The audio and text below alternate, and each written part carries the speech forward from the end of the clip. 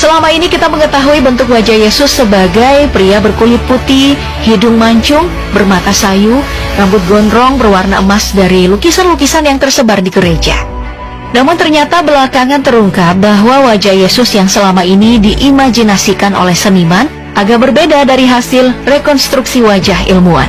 Jadi pada tahun 2015, Richard Neff, seniman ahli medis lulusan University of Manchester, memimpin penelitian untuk menemukan potret baru Yesus menggunakan ilmu antropologi forensik.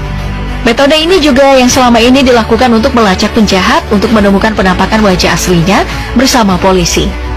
Richard Neff dan timnya membangun gambaran 3 dimensi, rekonstruksi wajah Yesus dengan menggunakan computerized tomography untuk membuat irisan sinar X dari sebuah tengkorak.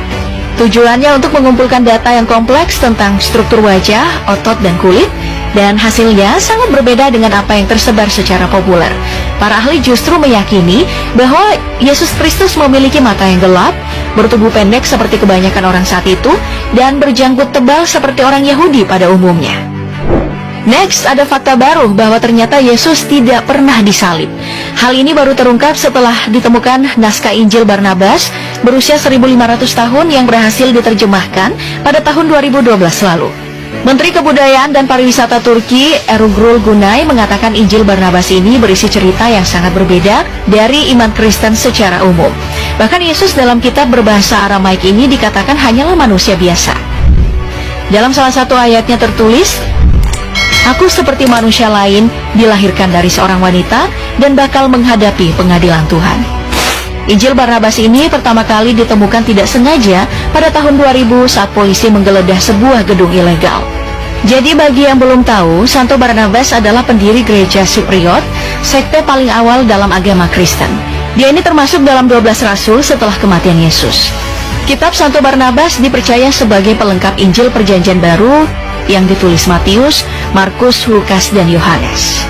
Diperkirakan bernilai hingga 22 juta US dollar atau sekitar 325 triliun rupiah. Setelah rampung dikonservasi dan diterjemahkan, pemerintah Turki pun memamerkannya di Museum Etnografi Ibu Kota Ankara. Beberapa pihak tentu ada yang meragukan keaslian naskah ini. Salah satunya adalah Pastor Ihsan Özbek. Ia menganggap Injil Barnabas ini mungkin sudah ditulis ulang, karena Santo Barnabas hidup di abad pertama. Sedangkan menurut beberapa ahli, naskah ini diperkirakan berasal dari abad ke-5 atau ke-6. Atau kemungkinan kitab ini ditulis oleh murid Barnabas. Namun karena pemerintahan Vatikan pernah meminta izin pada Turki untuk memeriksa naskah itu, membuat beberapa pengamat semakin yakin bahwa kitab itu asli. Fakta bahwa Yesus tidak pernah disalib semakin dikuatkan oleh pernyataan Gunnar Samuelsson, seorang teolog dari Universitas Gothenburg, dalam disertasi doktornya yang berjudul Crucifixion in Antiquity, An Inquiry into the Background of the New Testament Terminology of Crucifixion. Gunnar mengatakan bahwa kitab Injil telah disalah interpretasikan karena deskripsi tentang penyaliban sama sekali tidak ada dalam literatur kuno. Bahkan tidak ada bukti yang menunjukkan bahwa orang-orang Romawi menyalib para tahanannya 2000 tahun yang lalu. Dalam literatur kuno berbahasa Latin, kata crux tidak selalu berarti salib, dan patibulum tidak selalu berarti palang salib. Dalam kedua kata ini digunakan dalam arti yang lebih luas daripada itu. Walaupun hasil penelitian Gunnar menegaskan bahwa tidak ada bukti Yesus disalib, tapi ia masih percaya bahwa Yesus anak Tuhan. Hanya saja ia meminta agar penganut Kristen memperbaiki pemahamannya tentang Bible. Kembali ke penemuan naskah Injil Barnabas yang bersampul kulit hewan dan ditulis dengan tinta emas ini.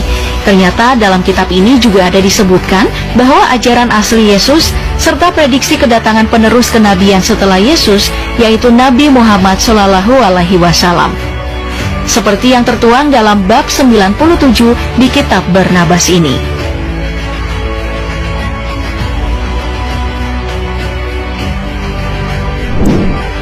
Baik, sekarang kita pindah ke fakta berikutnya. Banyak yang beranggapan bahwa Yesus beragama Kristen.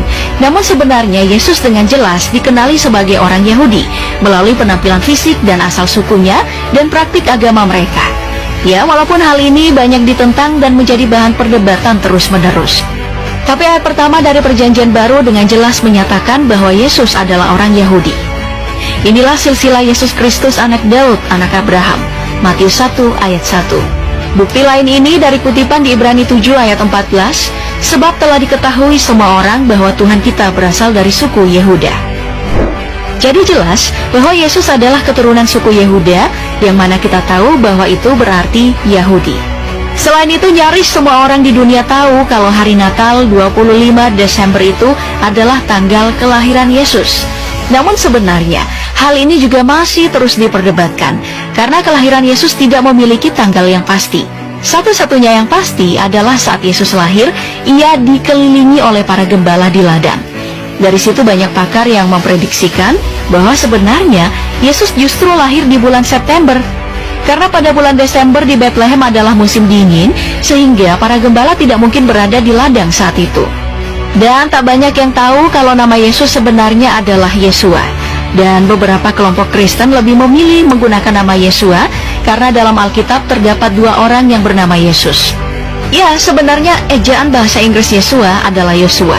Tapi saat diterjemahkan dari bahasa Ibrani ke bahasa Yunani, di mana perjanjian baru ditulis, nama Yesua menjadi Yesous. Ejaan bahasa Inggris untuk Yesous adalah Jesus. Artinya Yosua dan Yesus adalah nama yang sama. Satu nama diterjemahkan dari bahasa Ibrani ke bahasa Inggris, yang lain dari bahasa Yunani ke bahasa Inggris.